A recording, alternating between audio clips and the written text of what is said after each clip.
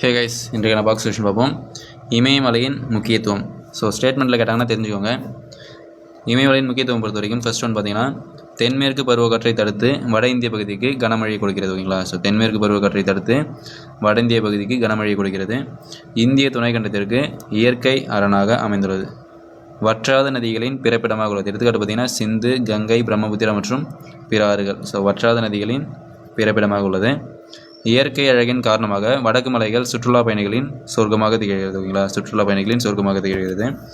பல கோடை வாழிடங்களும் புனித தலங்களான அமர்நாத், கேதார்நாத், பத்ரிநாத் மற்றும் வைஷ்ணவி தேவி கோயில்களும் இம்மலைத்தொடரில் அமைந்துள்ளன. வனப்பொருட்கள் சார்ந்த தொழிலாளர்களுக்கு மூலப்பொருட்களை அளிக்கிறது.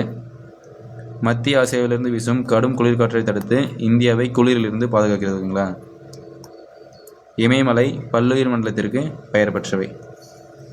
ஓகே, ஸோ இதை பொறுத்த வரைக்கும் ஸ்டேட்மெண்ட்டில் கேட்குறதுக்கு வாய்ப்பு இருக்குது, தெரிஞ்சுக்கோங்க. தேங்க்யூ.